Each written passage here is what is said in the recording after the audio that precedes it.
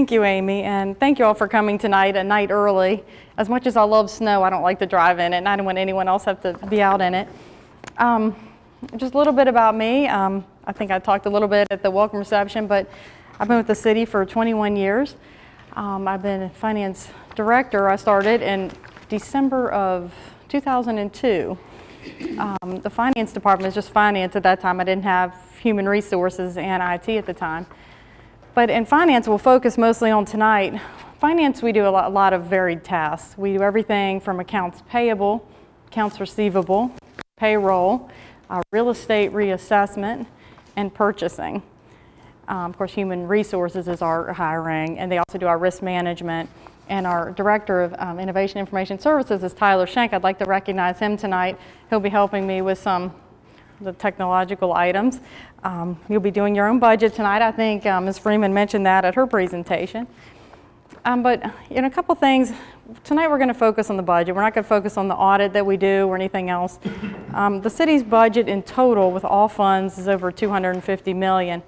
Tonight we're going to focus on the general fund, which is just a general operating fund. I've rounded for purposes of just being easy to do our budget to $94 million. I have spent $11 million of it for you on capital projects and building. So I've issued debt. So I've taken $11 million away from you, so I leave you $83 million to spend. So that's essentially when the manager takes the budget to council, that's really what we're looking at, just the crux of trying to decide how to spend those funds. And I think the takeaway from tonight will be how quickly it is to spend and how little the resources they have. And I think your conversations will be that of the counselors. Certain folks like this, they might be more focused towards public safety, and others might be for capital projects or parks or education. So everyone they come from different points of view, which makes it such I think a balanced process in the end. But what we're going to do, we're going to get into groups.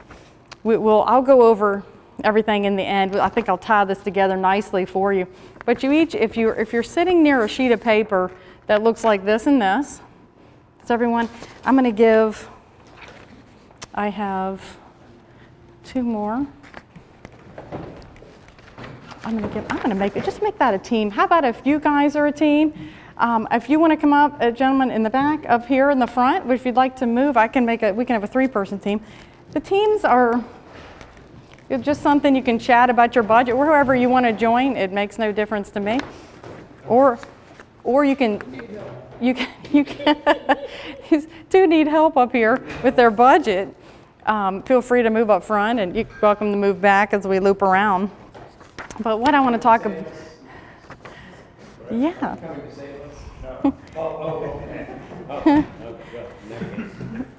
So it looks like you guys you can cluster, and it looks like we have group. I think there might be 2 sheets over there. The teams really aren't as important as they used to be. What this exercise is called, it's not up there yet, you'll see it shortly, it's called poker chips.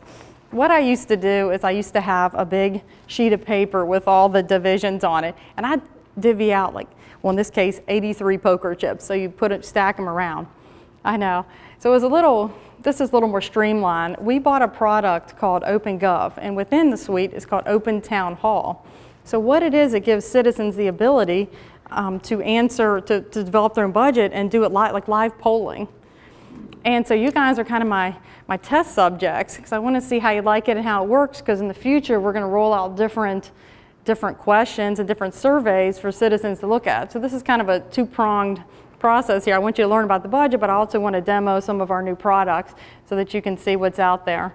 And also we'll be demoing what's called a story, which is different, can be a project that Perry's doing.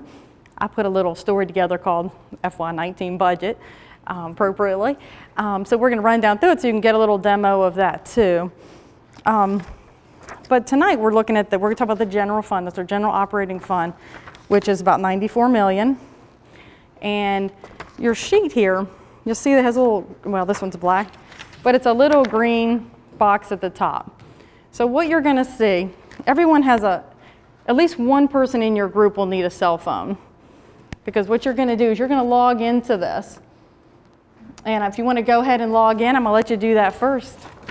If everybody wants to do their own budget, you can. If everyone wants to kind of see how this cool town hall works, you can log in. But just one person, or you can have one person that records for the whole team. Tyler will walk around just to make sure everyone's in there. And at least one person's gotten it in.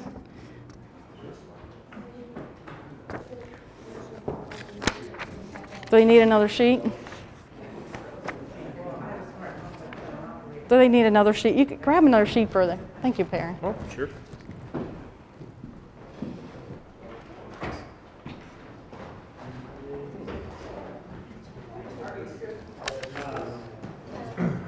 Yeah, if they need another sheet.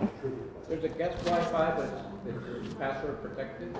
Yeah, there's no real guest activity network. But it's locked. Is it locked, Tyler?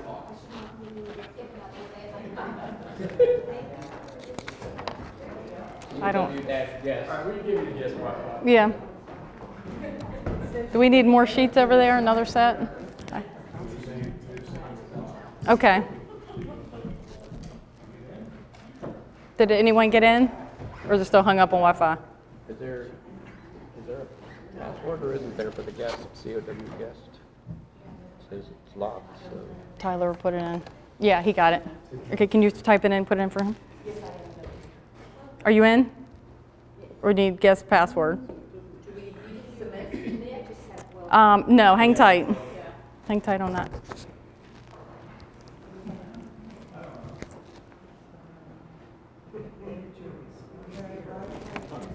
Okay, can you go help them around there? Okay. What's that? Okay, hang tight. Go to the chip, go up once. Okay, do you all see you should see a bunch of green poker chips. 83 chips. Yep. Put the URL. It's right here. Did you get it? Oh, OT. Actually, any time you go into our system and there's a live survey or something gets old, we're always going to be 311. So this actually won't change.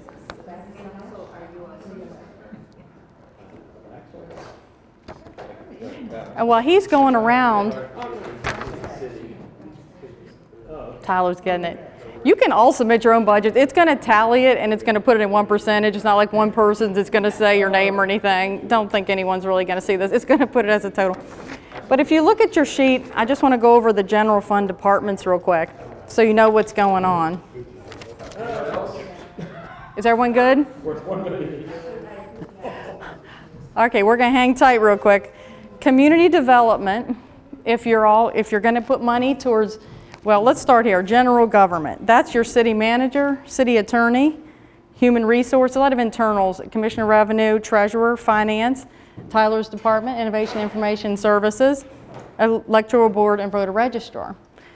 Your judicial administration, folks across the courthouse and the courts, circuit court, general district, juvenile and domestic relations, clerk of the circuit court, our sheriff, courthouse security, commonwealth's attorney, and victim witness. Public safety, most of you probably know. Police, fire, it also includes inspections and our juvenile probation. And public works. Actually, it's not all what Perry does. This would be just a general fund portion. So per the accounting standards, really, we pay for kind of a small amount compared to what most people think of. We pay for streets, storm drainage, some Loudon Street Mall expenses, refuse and recycling, and some facilities maintenance. So there's also other money that goes into it from the state and federal government. That's not what we're focusing. We're focusing tonight on those expenses that are paid for by your general fund revenue dollars, which we'll go over later. Health and welfare. In there will be included our transfer from the general fund to Department of Social Services, and a little bit of property tax relief. Education is your Winchester Public School System, and a small portion transfer to Lord Fairfax Community College. Parks and Rec, just our parks. Community development, which is the planning, zoning, economic redevelopment, Old Town Winchester, GIS mapping. And then I've left you at the bottom, if you like to do some capital improvements here in the city, say you want to do a capital project, that'd be a building, or maybe you want to build a new road like Perry likes to do, and all that fun stuff, you can put a few $1,000,000 there. And tonight, I'm not asking you to guess the budget. What I like to see is your priorities. Yes, ma'am. Education is actually, I put it up here, it's actually in the non-departmental, it's actually as a transfer out. So that's why I kind of wanted to go over this a little bit. This is from an accounting perspective. It says a non-departmental transfer from the accounting perspective. But since it's such a large option, I took the transfers and I moved them categorically for you tonight. But it is actually a transfer out. A very large one, if I'll give you a tip of that. But I will let you, unless you have any other questions, I'll let you go out. I'll walk around and I'll help. Do you have any past budgets that we can see?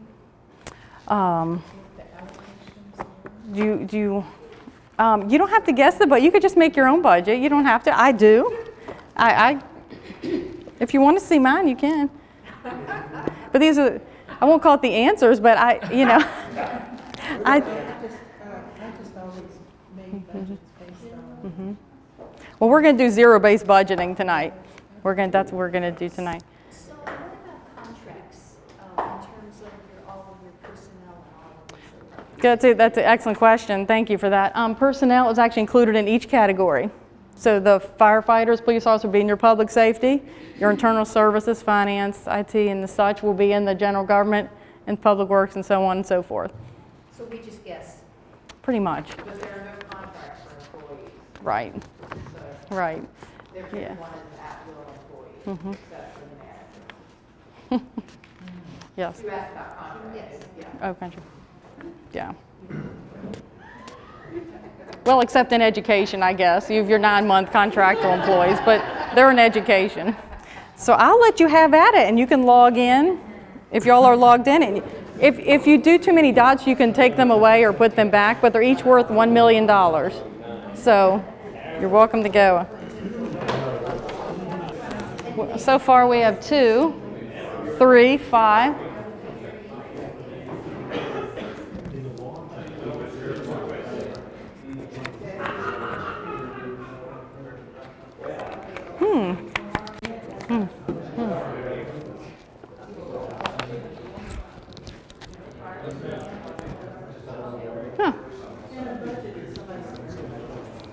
All right, let me know when everyone's logged in and we will loop around. You can look at everyone's tally up here.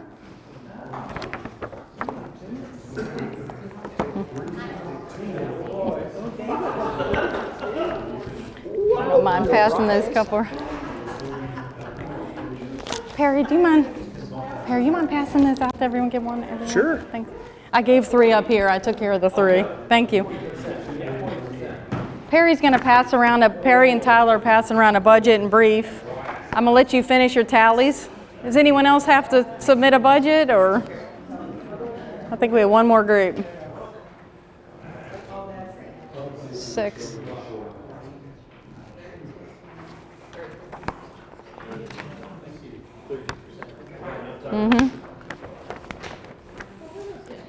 Did everyone submit their budgets? Everyone?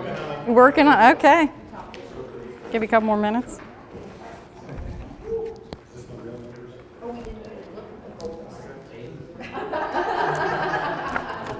They just handed the actuals out, so. But I'm going to go over them real quick with you so you can look. It's interesting, really, the percentages are really pretty close. You know, education, you'll be surprised that public safety is actually 26%. Yeah. Oh, this is what So we, you guys, all of us have it submitted can, the budget. exactly, you submitted. This is kind of part of the live polling that's kind of cool. Yeah. 42, education is slightly less. Y'all were sitting at 42. We come in about 32.6% for education. Parks and Rec, you're really pretty close, only about 1% off there. Community development, pretty close. Capital projects, not really close. So really, you know, we weren't trying to guess a budget, but it really looks to me like you don't have to be on the point here. The point is that your priorities seem to align with what our budget really is. And Tyler, do you mind flipping to the story real quick? I'm going to show you real quick a story I did, and this is just what you just saw. This is the expenditures. So he shows I rounded to 94, but it's actually 93.6, but I couldn't split my poker chips, so that's what I did. But flip down real quick, Tyler, to the next side, which is, or down a little bit. This is our general fund revenue. I want to talk real quick about where the money comes from. I gave you the poker chips, so to speak. So let's see, where does that revenue come from? And that is actually, the bulk of it is general property taxes. Obviously, your real estate and your personal property is a large part of that. The next one is other local taxes. About 9.8 million of that is sales tax, which is actually doing very well. It's been trending upwards ever so slightly. We took a dip in 2007, 08. It went down pretty significantly. We haven't hit that point quite yet, but we're pretty close. So I'm hoping maybe next year we'll tip over that and maybe reach that point again, hopefully. Another two areas in there are meals and motel, the local excise taxes. Meals, oddly enough, is almost as much as the sales tax now. We're about 8.3 million on meals tax in the city. It's always been a really positive revenue source for the city. So it's doing great. It's been doing great. It still is doing well. People are eating out and continue to do so, which is keep on eating out, I guess is what I'm saying. So It's something to see on the walking mall in the summertime. I mean, it looks like it's a festival. It's amazing, and I agree. Out. Yeah, the events have been super positive. I think people come down. I mean, even the years I've worked here, boy, there were times I walked downtown, no one. It was empty. And now to see it, and to see it on a weekend when there's not an event even, Right. there's still people. I'm saying on Wednesday Yeah, night. Wednesday, yeah. It's a festival. It's amazing, isn't it? It is incredible. As you can see, and the proof's in the pudding, as you can see by the revenue numbers. Let's see, we have our charges for services. The highest in there is actually the sanitation fee in there, and other for services or charges from the parks primarily for swimming and those other indoor, outdoor pools and stuff. You can see state aid and federal aid isn't as large as people think it is. A lot of the state aid is actually the Personal Property Tax Relief Act. We get $2.6 million back for the state. You'll see that on your personal property bills. That's that relief portion. It's actually recorded as a state revenue source for us. Federal aid, a lot of grants there is primarily what that is. But not, transfers and reserves, that would be if we had revenue coming from, I spoke to one of the groups about fund balance.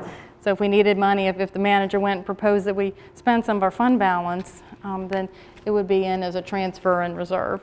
So we would put it there. That the revenue source would be our fund balance to balance the budget if that's what we did.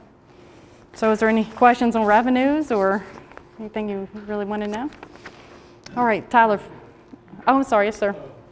The local taxes, the items you mentioned, does the state of Virginia pretty well restrict how high you can make those statements, like the meals tax, or I presume stuff like personal property taxes included in there? The personal property is actually in our general property, but I can address both of them.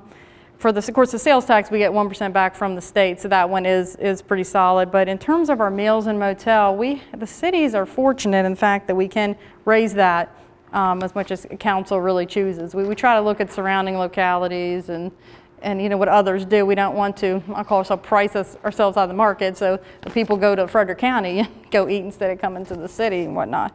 But Counties cannot levy a meals tax Right. unless they have special legislation from the General Assembly allowing them to do that. yeah, so cities do have that flexibility, which is very nice, but we're still cognizant to try to keep it at a level that's, I think, appropriate. All right, if you want to scroll on down, Ty, that's great. I think Ms. Freeman showed this to you last week. I think some of y'all took a peek at this, so you kind of knew education is obviously our biggest expense in the general fund, which doesn't, as you guys saw, I think probably when you had your discussions, there's not a lot left. I mean, you give education and there's what we have left. And then I did put the sales tax, it's 5.3. We just get 1% back, and actually the schools also get 1% back as well. If you want to scroll down, speaking of downtown, I wanted to put a picture because you're right, it was given your point. I went ahead and added that picture to see everyone eating downtown. Sales tax collection, I put this up here because I thought this was kind of telling. I like the sales tax number because I think it tells us a lot. It speaks of our general health of our economy. People are spending, and you can see the upward trend. I always look at that. I think I'd be very concerned if I saw a dip. I would start to make some changes in our expenses and adjusting items if I saw that dip down, because it would be a matter of concern for me. But I do use that as an economic indicator. And that, I think, was all I had. Can I answer any questions on the budget? I'll let Perry roll into capital projects of how to spend some of this money, or his money anyway. Yes. If there's nothing else, I'm going to turn it over to Mr. Eisenach.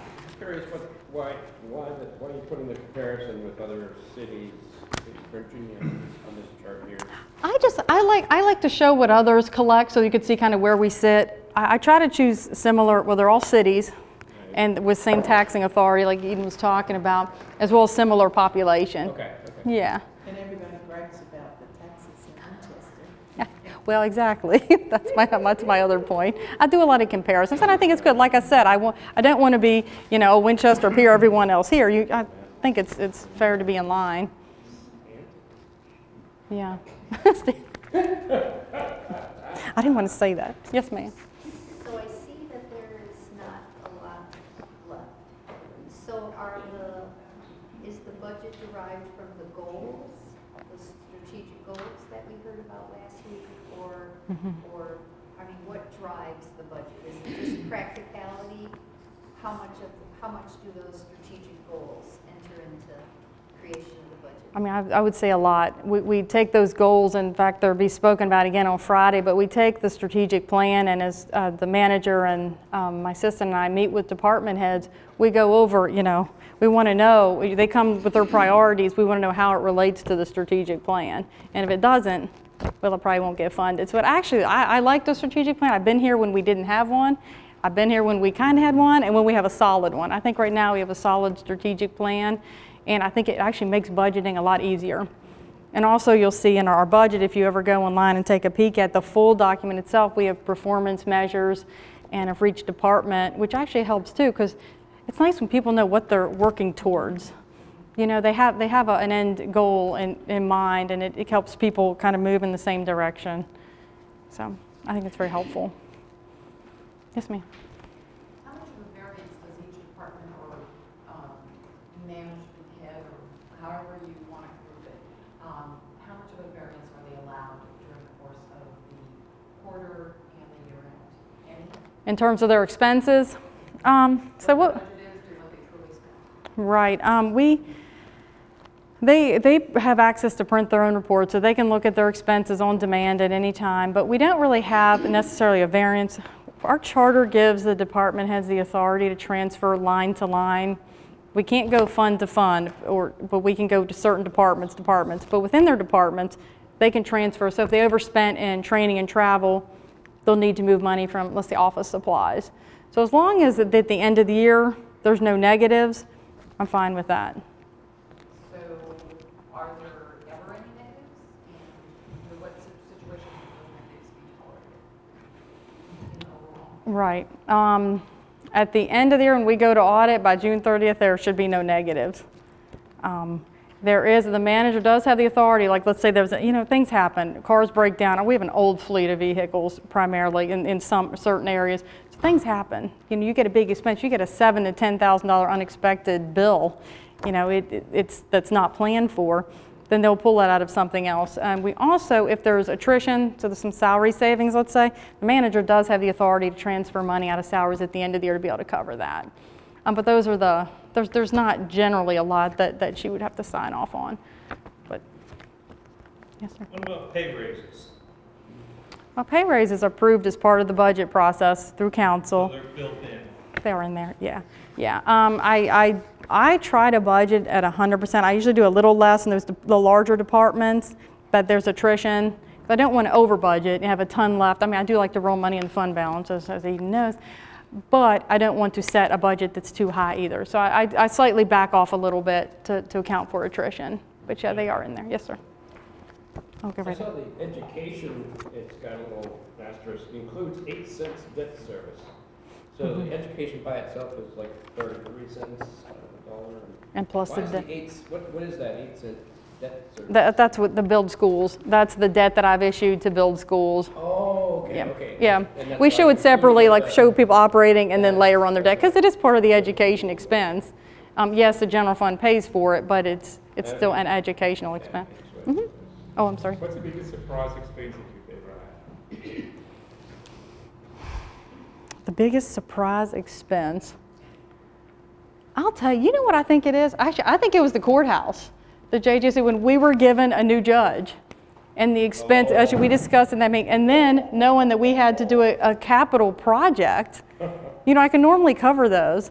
To cover that, to build on, that was a huge capital expense. That was probably my biggest one. I was like, so we have a lot of cases. The state kindly gave us a new judge. Now we have to pay, what do we issue, that $5 million-ish? We ended up spending about four for it. Four-ish? But what's interesting, the city had to issue the debt because counties under Virginia law cannot issue debt without a referendum. So they would have to have a voter referendum. So the county has always come to the city and asked us to issue debt if we had a joint project. We had another one a few years ago for the jail. But the derecho would probably be another. The example of derecho, yeah, the giant windstorm that blew through here, it looked like a tornado went through the city. That was another large one, and we worked with FEMA on that, and it was years and years before we got the funding. That was a shocker, but yeah, for capital, that was definitely that one. When we had the 38 inches of snow, that was a big one. Oh, yeah. That was 3 years ago. Yeah. Yeah, and those are the things you want fund balance for. I was talking to one of the groups about, I like to keep that for emergencies. I like to have that cash to be able to cover so that everyone can be taken care of. I'm sorry, sir, I know you had your. The education question was interesting. I understand Hanley is an endowed high school. How does that play into the budget process? The endowment only funds Yeah. special projects and programs. And It does not fund anything for operations. Yep. All salaries and capital. Is us. From the city and the state. Yep. Yep. Yes, ma'am. Compensation, is there an automatic cost of living increase for each employee, or is it a performance-based increase?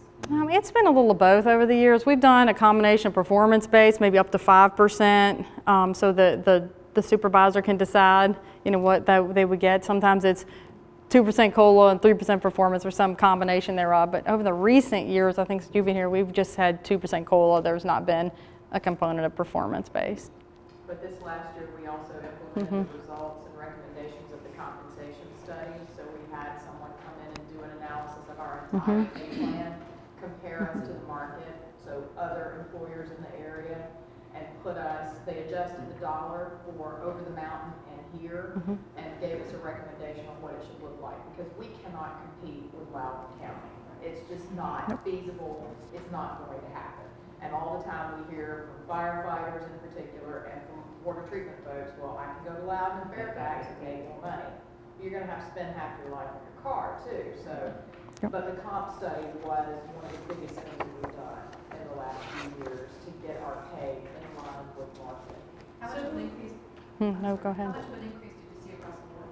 Across the board was around 300,000, I think. In the general fund, yeah. And the general fund was around 300. It was, We it really was nice. weren't- If you look at the whole general fund, that is such a small percentage, we weren't that far off market, but we still needed to do adjustments to fix that. Right. Who's the market, what counties do you, or cities do you, are part of the? There were 14 in there, and I'll make sure Amy sends y'all the link to that study because it was presented to council last fall. Gallagher Associates did it for us, but they especially looked at cities. Cities have a very different dynamic than counties, so we had, Frederick County was included because they are a close competitor. Fredericksburg, who am I missing? Did we do Charlottesville? I can't. Charlottesville, Stanton. Stanton. Did we do some West Virginia? I can't remember if we've tipped into West Virginia. We didn't tip. We can send you. the Yeah, I don't remember at this point either. And when you do studies like that, does that come out of your budget? It came out of the general fund, so it came out of HR. Human resources, yeah. Yeah, we just classify the expense and whatever it's applicable. All right, well, thank you all. I hope you learned a little bit about a general fund and the budget and where it comes from. And I'll turn it over to Perry. He can talk about this beautiful piece of art that he made. Yes. I've worked on this for 3 years.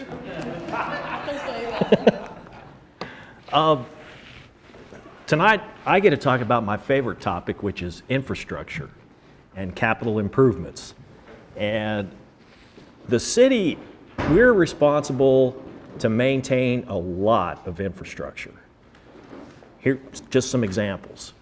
We maintain about 220 lane miles of streets, about 145 miles of sidewalks, about 125 miles of water mains, about the same of sewer mains, a lot of stormwater drainage infrastructure. We have a water treatment plant, which you all will get to see, and that's usually one of the highlights of the Insight experience, and we're very proud to show it off. It's located south of Middletown, and most people don't even have any idea where it's at. So you'll get to go see that. We also operate the wastewater treatment plant, which is, if you're going out of town on Route 7, east of the city, a couple miles. That's the wastewater plant. But if the city were to have to rebuild all of the infrastructure that we have in place, we have never sat down and calculated what that would be, but it would be in the hundreds of millions of dollars, easily. And it could approach $1 billion with how construction costs have gone up, especially in the past 5 years. But we have a lot of, I would say our biggest needs are the following areas. First would be sidewalks. Does anybody live on a street where your sidewalk is not in good shape? Nobody?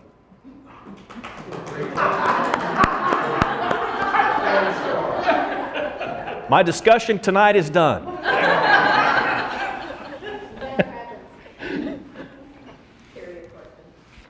I called last year and you fixed it. Oh.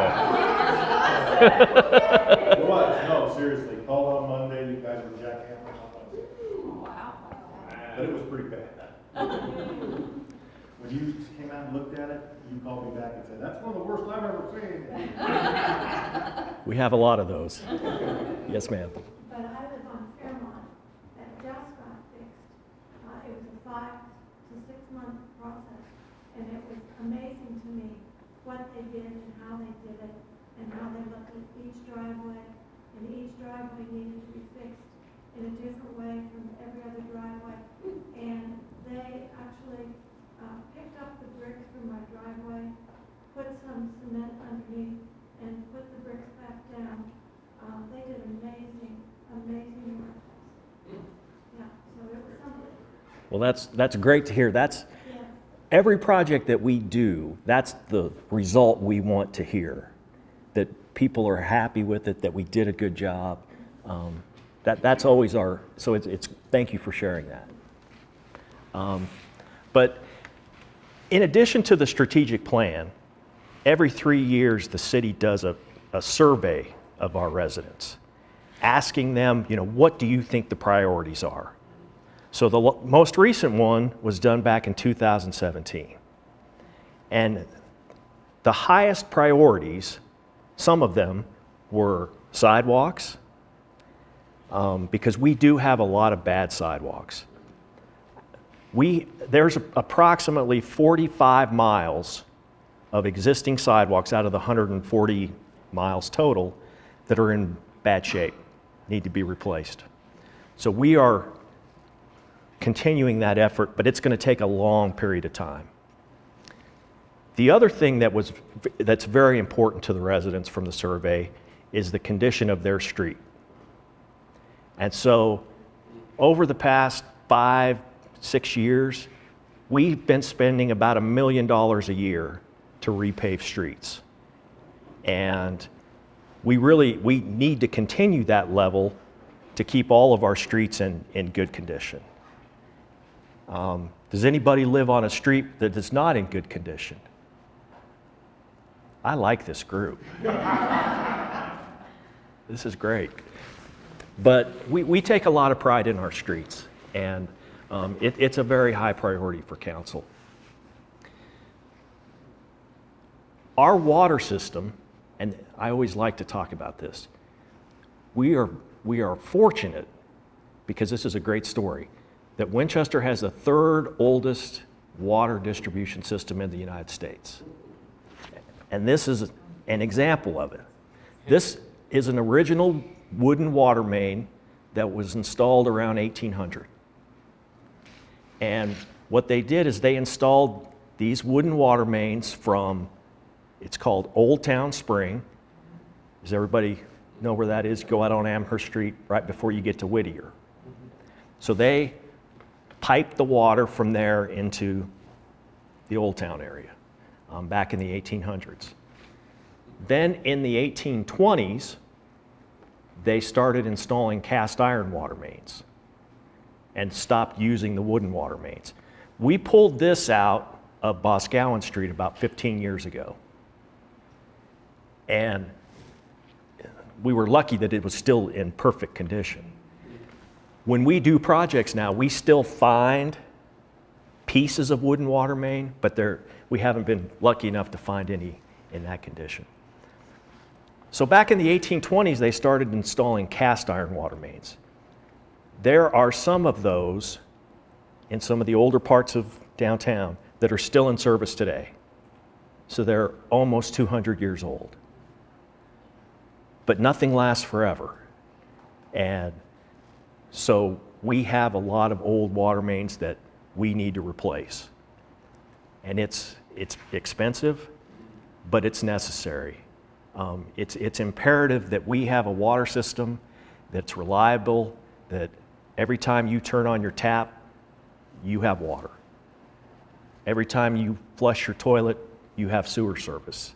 We take that responsibility very seriously, and it's certainly one of our priorities. So that's another big area of infrastructure. Do you have copper or lead piping that has to be addressed?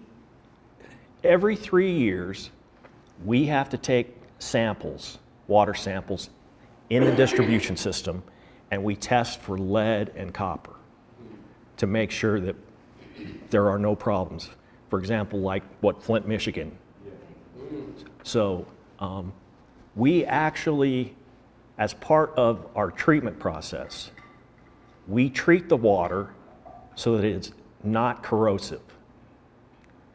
What happens is if water is corrosive, if it's not treated properly, when it sits in a lead pipe or a copper pipe, it pulls out the lead or copper.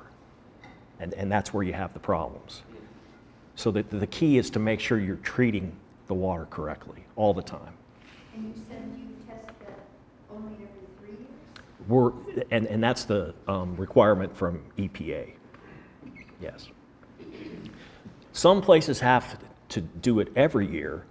The reason that we only have to do it every 3 years is because our results have always been good. We've never had a problem. And so that's why we're on a 3-year.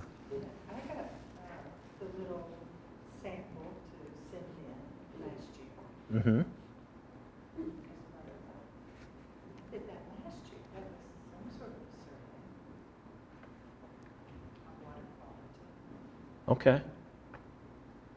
Yeah, actually, when we do the testing, we work with homeowners where they actually draw the samples inside their house for us. That's how we do it.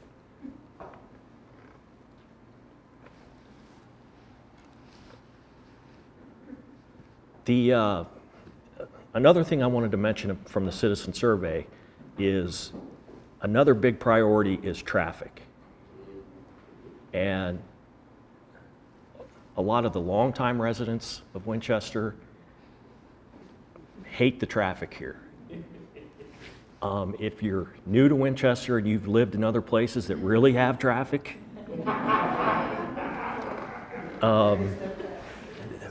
our traffic is pretty good. But it is a priority for residents to make improvements to traffic, so we spend a lot of time and effort on that as well. So we have all these priorities, and we would love to fix them all at once, but unfortunately, as Mary showed you, we only have 83 chips, and so that money only goes so far. So we have to prioritize what we do. And so every year we develop a capital improvement plan that's part of the budgeting process. And it looks for the next 5 years what capital projects the city is going to undertake and complete. And City Council ultimately makes the decision where those dollars get spent. And it's all part of the budget process that you will get to witness this spring. Right now, we have 3 projects that are under construction. And I've developed a list. I'm going to pass this out to everybody. Tyler's going to come help me. Maybe later. I always owe him something, so. Take one of those and pass it around. Thank you, sir. You bet.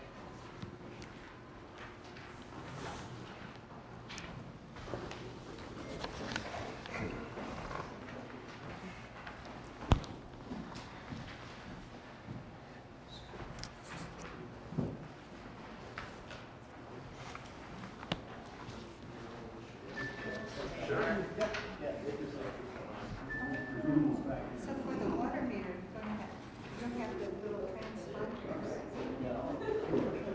to read the meter? Yes, they will be read by radio. Yes. Everybody have the list?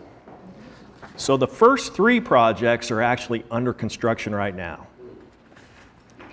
So we've got the renovations to this building, which are almost complete, and hopefully you've all had a chance to walk through the building. We still have a few things left to do, but the majority of the work is done. A project that we started on last summer is the water meter and sidewalk replacements. And we started on Fairmont. That was the first street that we started on. But we're replacing all of the small water meters in the system, which is about 9,000. That's going to take 4 years to complete. And so we're moving throughout the city.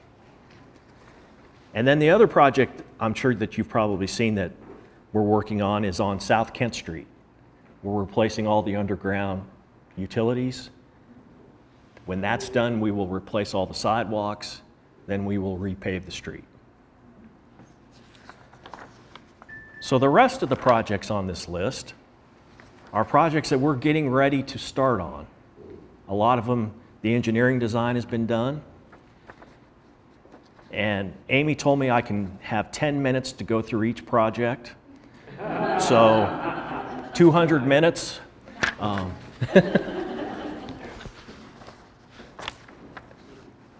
All of these projects will be completed within the next 3 to 4 years. And you can see it's quite the list. It's going to be, I think, the most intense period of public projects that Winchester has ever been a part of. And we're excited about that because all these projects are needed and they're all going to provide benefits to the residents, which is our goal.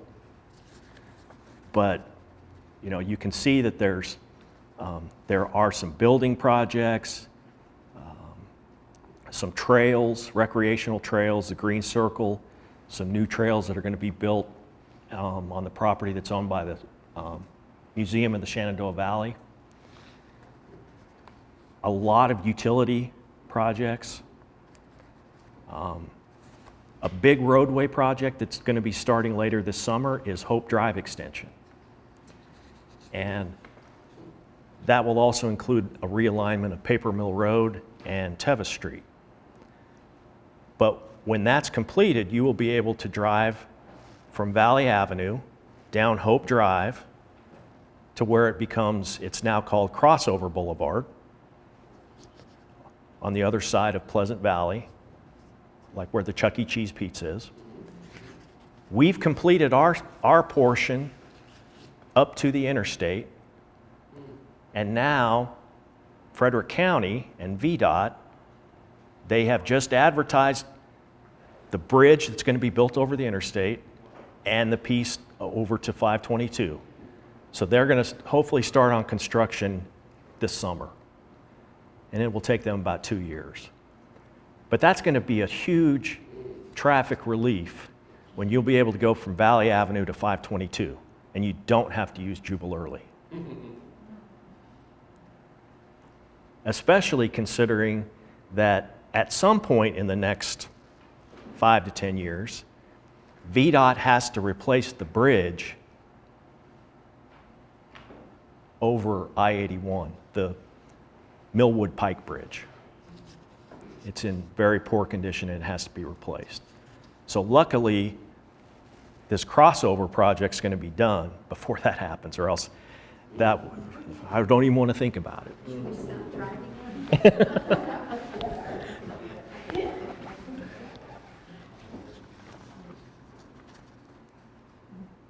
There's a lot of sidewalk projects, and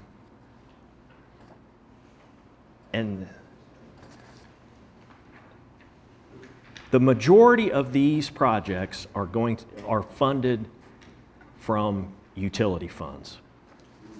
Last year, we issued $37 million in revenue bonds to pay for the lion's share of the cost of these projects. But there are several that the general fund will be funding. And I should add that this list does not include any schools, because they've got some big projects that they're looking at doing as well. Does anybody have any questions about any of these? How do you solve the problem of drainage on Cameron Street? That's a good question. We have a plan that, if everything comes together the way we want, we're going to build some stormwater management ponds that will be built adjacent to the CSX railroad tracks, that we will divert the stormwater into, and then those ponds would fill up during a big storm, and then it would be released slowly so that we don't have this river of water running down Cameron Street. So you dig a big ditch? How does the water know where to go? It will be piped into the pond. We'll install new pipes to divert the water into the pond, and then there'll be a new pipe that will take the water from the pond out and release it slowly. From Cameron Street? Yes. There is an existing, it's a large pipe that runs down Cameron Street that carries the storm water. It's just not large enough to carry that much water. That's the problem. And mentioned trails. Yes. In addition to these ponds serving a big stormwater purpose, it's going to allow us to have some very nice green space that will have trails, nice landscaping. I think it will really improve those areas. The property is currently owned by CSX, and we're working with them to try to acquire that. They don't take care of it. It just sits there, and there's trash, and they don't mow it. They don't really do anything. So this is going to have a lot of benefits. So if you need to acquire property to do that, Yes. where does that money come from? That is part of what's budgeted for capital projects. If there's land that has to be acquired, that's included in the budget.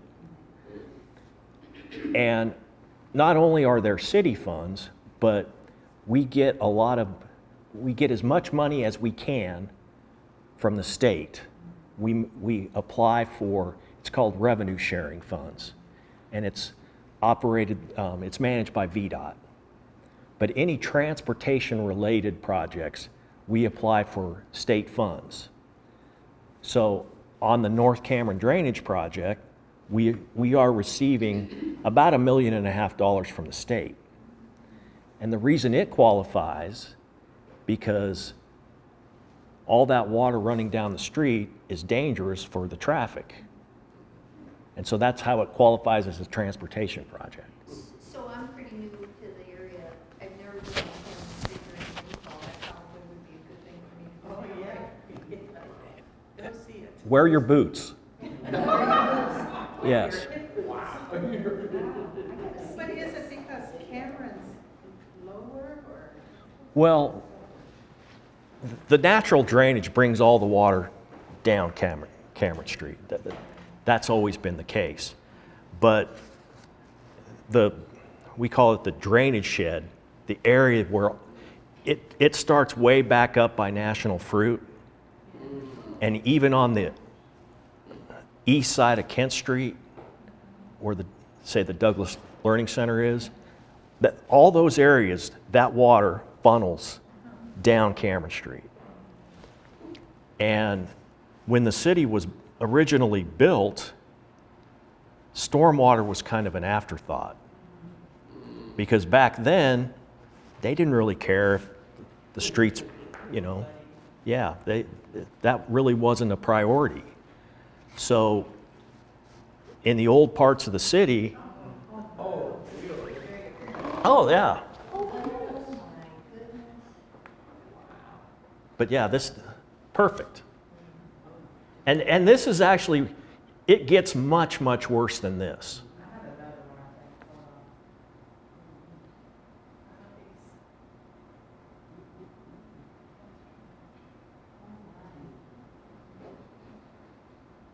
And it's like just all of a sudden.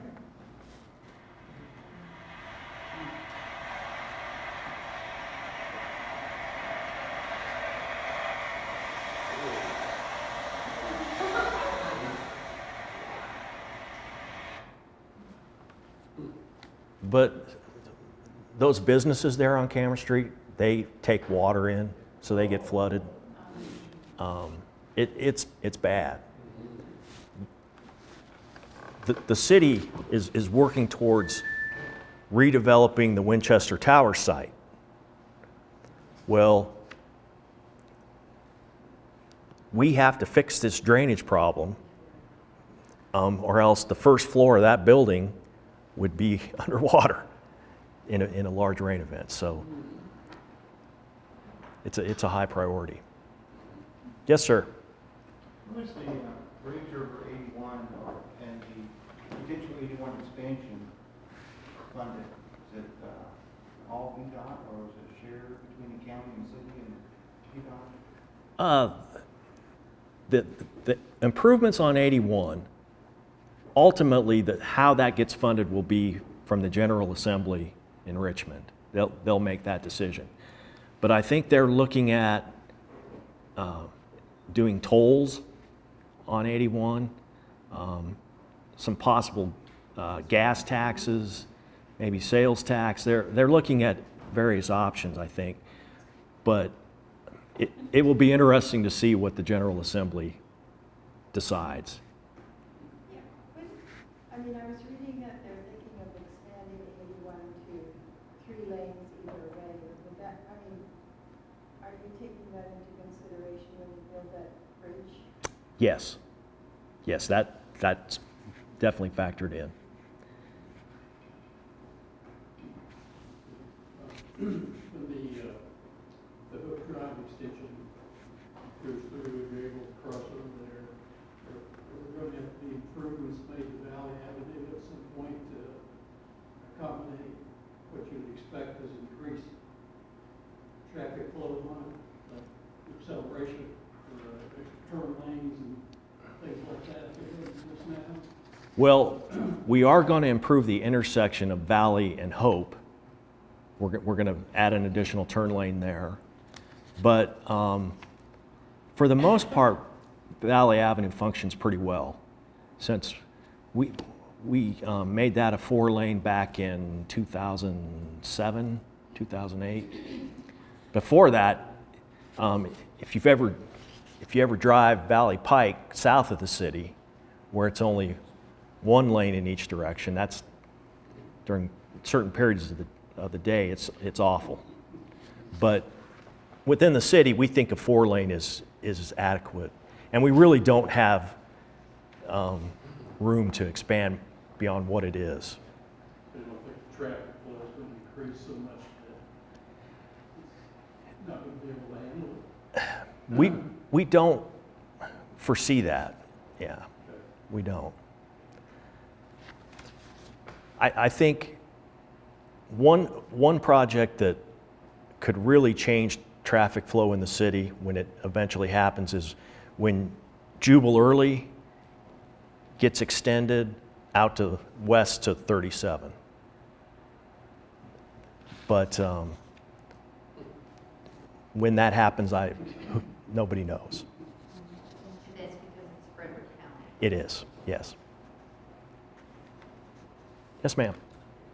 This list of 23 projects over 4 or 5 years, what's the total dollar amount that we're going to be seeing as expenditure? For all of these, it's over 50 million. It's a big chunk of money. The majority of it's coming out of the utility fund, so that's being paid for by the utility rate increase that was approved by council last year. That's not tax dollars. And there's a significant portion of state funds in here. So I was walking, I went to find that new park, I forget the name of it, it's off of Cincinnati Road. It's in the county. Oh, that's a county, okay. Anything on the east side of 81 is the county. Is county, okay.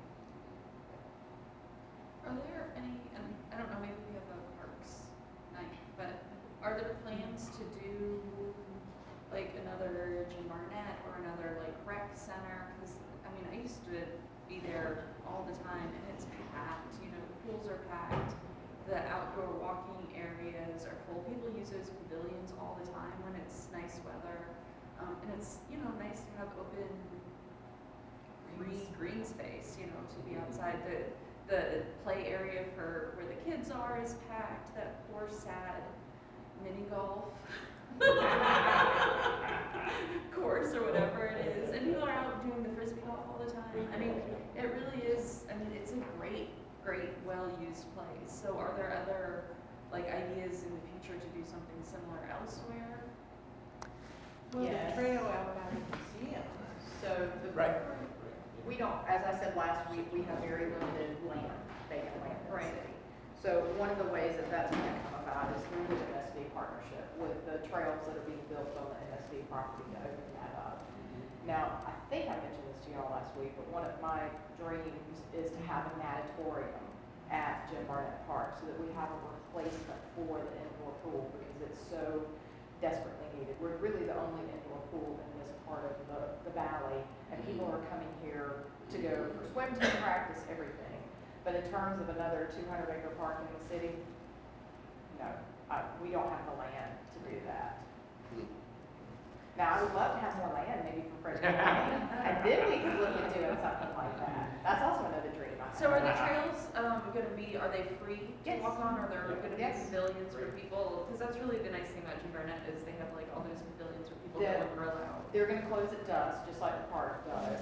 Look at the MSD's website, because they do have a whole trail master plan that talks about what they're doing. But this was to become a public art park, and it's actually the first of its kind in Virginia. And they've raised the funding to pay for the match. We are sponsoring the construction. The federal dollars and state dollars are coming through the city, but the MSD did the fundraising to make that match happen. And they're keeping the cows. Yes. You know, nature on them. Yep. And there'll be little benches that you can sit on, little tables for meals. Do you know how many miles of? 3, I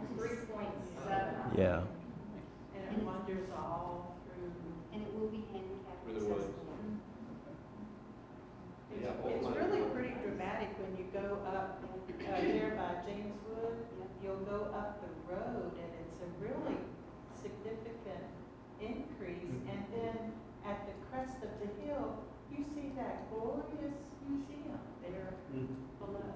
It's really, really impressive. I think one of the neatest things of that project that people are really going to enjoy is the very northeast corner of that property is a big wetland.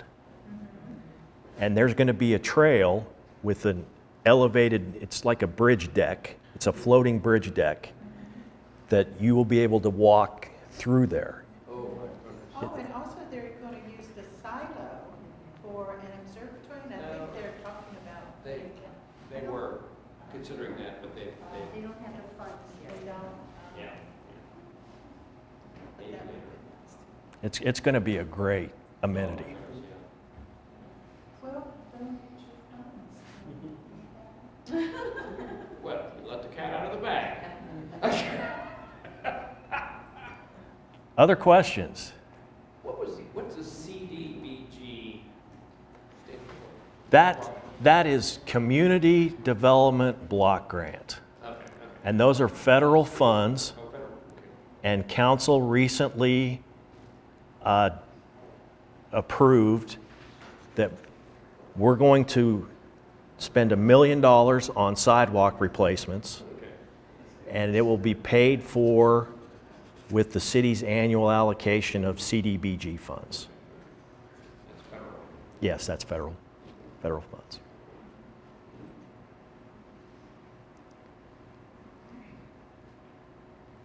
Well, certainly we thank you for coming here tonight. Anything you can do to keep snow away, I will be most appreciative of. When we moved this, it was bound to not snow at all. That's fine. It's well worth it.